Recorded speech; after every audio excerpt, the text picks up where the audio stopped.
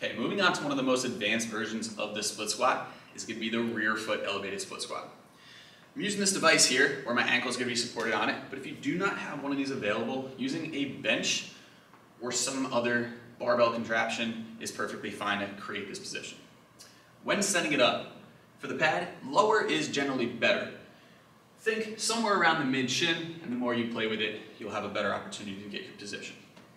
When we set it up, just like every other split squat variation, we are going to start at the bottom of the position. My ankle is going to be supported by the pad, my knee is positioned directly below my hip, and my front foot is going to be firm to the ground with that heel, big toe, and pinky toe stable to the ground.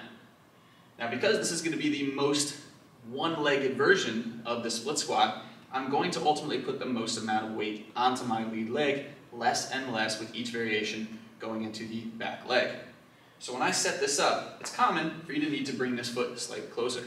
If it is positioned too far in front, you will put weight on that back leg. So we're going to bring it in as tight as you can while maintaining that heel firm to the ground. Okay? From there, we're getting that same tuck we've been talking about. Core is braced, my glutes are engaged already. And I am going to require some lean into that lead leg so that I can use that predominantly for the motion. I'm going to drive through the ground with that lead leg, and I'm going to drive my hip forward as I come to the top. Boom. At the top of the motion, you'll see that I am stacked directly over this leg. My lead leg is only holding 10, 15, 20% of my weight, using that more so for stability, but all the work is being done with that lead leg. As I relax the knee, there is going to be a slight hinge in my hips to set me down to the bottom, driving back forward.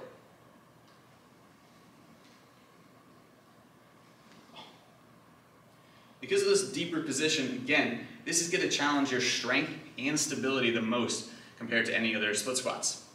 So we don't want to try this one until we have proficiency and you feel really confident in all the previous versions. With this position, you'll see you're also getting the deepest flexion in the hip and the deepest flexion in the knee. So from a muscle stimulus standpoint, you're going to get the most out of it compared to the other split squats.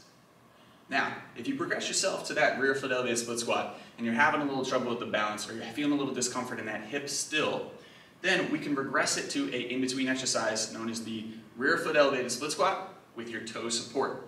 It's going to look like a hybrid between our regular split squat and our rear foot elevated split squat. Instead of my ankle, I'm going to have the ball of my foot still on a block. Again, 2 to 4 inches is more than sufficient for this. We don't want to go any higher, or you'll see that my foot is going to be very uncomfortable. This position will give me greater stability than the previous version, and it'll take a little bit of stretch out of that thigh, but it's still going to allow me to use that lead leg as the dominant mover and allow me to practice this pattern before progressing to the full ankle supported movement. Okay? Give it a shot if you're having trouble with the rear foot elevated split squat.